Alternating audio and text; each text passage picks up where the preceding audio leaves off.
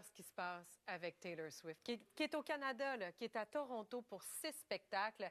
Et c'est ce soir le premier de ces spectacles. Absolument. Et nous, on s'en va rejoindre Cédric Bélanger, qui est journaliste au Journal de Québec. Cédric, qui est à Toronto là, depuis quelques jours déjà. Allô, merci beaucoup d'être avec nous ce matin, Cédric.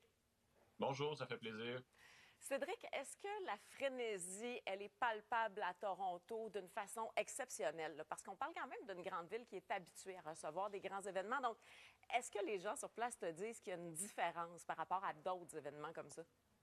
Ah, clairement, oui. Taylor Swift, c'est vraiment un monde à part. Moi, j'ai même senti un peu la progression de cette frénésie parce que je suis arrivé lundi au moment où la ville était encore assez calme, si je peux me permettre. Il y avait un peu de Swiftie, mais pas beaucoup. C'était surtout des gens de Toronto. Mais mardi, ça a commencé un peu à prendre de l'ampleur. Mais hier, wow, il y avait du monde partout. Des affiches de Taylor Swift dans le métro, près du Rogers Center.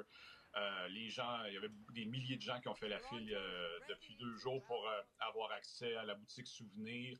Et je vous dirais même que là, depuis hier soir, fin d'après-midi ou soirée hier, là c'est vraiment un déferlement de fans. Dans mon hôtel, il y en a plein.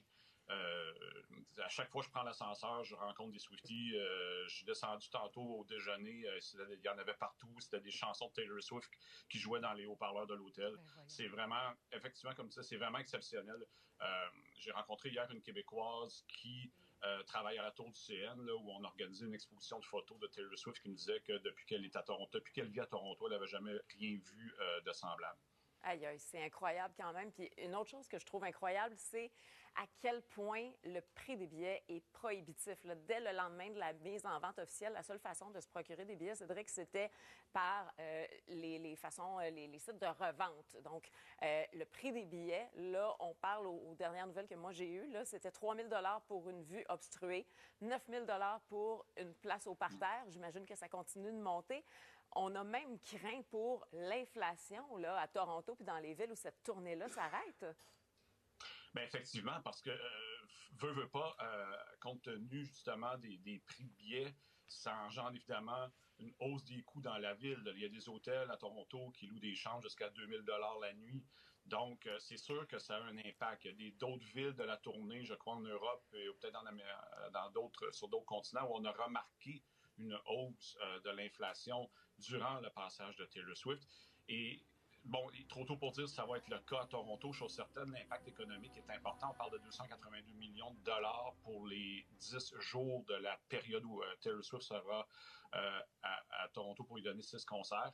Donc, oui, il y a beaucoup d'argent qui se transige à Toronto. Il y a beaucoup de gens au centre-ville, beaucoup de gens dans les hôtels, dans les restaurants. Ça a un impact effectivement très important. Moi, j'ai beaucoup aimé un titre que tu as écrit dans ton article dans le Journal de Québec, dans un de tes articles où tu disais « Remuer ciel et terre et portefeuille pour aller voir Taylor Swift ». C'est vraiment une ligne parfaite. Puis, Cédric, Taylor Swift, moi, c'est quelqu'un que j'aime beaucoup. Je trouve qu'elle fait évoluer la musique pop. Tu sais, pendant longtemps, il y a des gens qui ont eu la perception que les chanteuses pop n'écrivaient pas leurs chansons. Taylor Swift, c'est une fille hyper brillante qui, en plus de prendre position socialement, politiquement, qui écrit ses chansons, qui compose. Et bon, il y a Dolly Parton qui le faisait à l'époque, mais qui n'avait pas la reconnaissance. C'est comme si Taylor Swift ouvrait des portes. Puis là, on le voit pour Beyoncé aussi, on le voit pour Billie Eilish. Donc, la reconnaissance est plus grande. Pour toi, rapidement, avant qu'on se quitte, est-ce que ça fait partie, ça, du phénomène Taylor Swift? Pourquoi c'est si gros? Ben, tu viens de le dire, Taylor Swift, j'hésite à dire le mot pionnière, mais c'est un peu ça. C'est-à-dire que effectivement, avant Taylor Swift, on avait cette image de la chanteuse pop qui chantait un peu une chanson qui avait été écrite et composée par quelqu'un d'autre. Taylor Swift, elle arrive, elle fait ses propres chansons, et là, ça fait des petits... parce qu'il y a vraiment une vague de chanteuses pop, autrices, compositrices, interprètes actuellement, et qui ont de très gros succès. Là. Moi, tu mentionnais Billie Eilish qu'on a vu à Québec il y a environ 1 mois et demi, à guichet fermé. Olivia Rodrigo remplit toutes ses salles. Chappelle Roan, c'est vraiment aussi un très grand succès. Sabrina Carpenter, la même chose, on pourrait en nommer plein. Elle a fait des petits, et ça, ben, ça fait partie du phénomène. Et là, faut pas oublier que Taylor Swift, là, elle n'a que 34 ans. Oui. Elle en a encore pour plusieurs Ben oui. années encore à remplir des stades, à faire des albums. Elle n'a pas donné de signe qu'elle est sur le point de s'arrêter. Bon, on lui souhaite de prendre une pause après la série de concerts au Canada un peu quand même.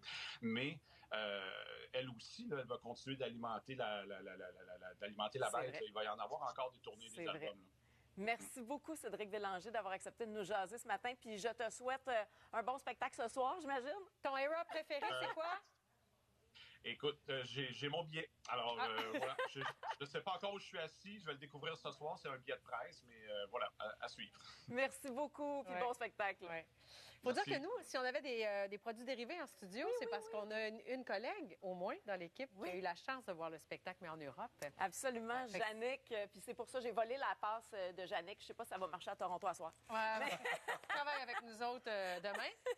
Normalement, je suis là. C'est ça, fait que tu vas pas voir le show. Oh, mais tu sais, la route de nuit, ça m'arrête pas. Ça t'a hein. jamais arrêté. Mathieu, quand nos réflexes de web deviennent dans la vraie vie, qu'est-ce Oui. que ça fait? Moi, j'aime quand même ça parce qu'on se rend compte à quel point, des fois, il y a des choses qu'on fait sur le web qui n'ont aucun sens si on les transpose dans une vie normale. OK. Comme, par exemple, tu sais, des commentaires austères, tout ça, sans filtre. On ferait jamais ça devant la face de quelqu'un. C'est l'organisme Caméléon qui a fait un exercice en France vraiment intéressant. Regardez ça. Bonjour. Tenez, je vous donne une photo de ma fille, elle s'appelle Lia. Ok, Et celle-là, je vous la donne.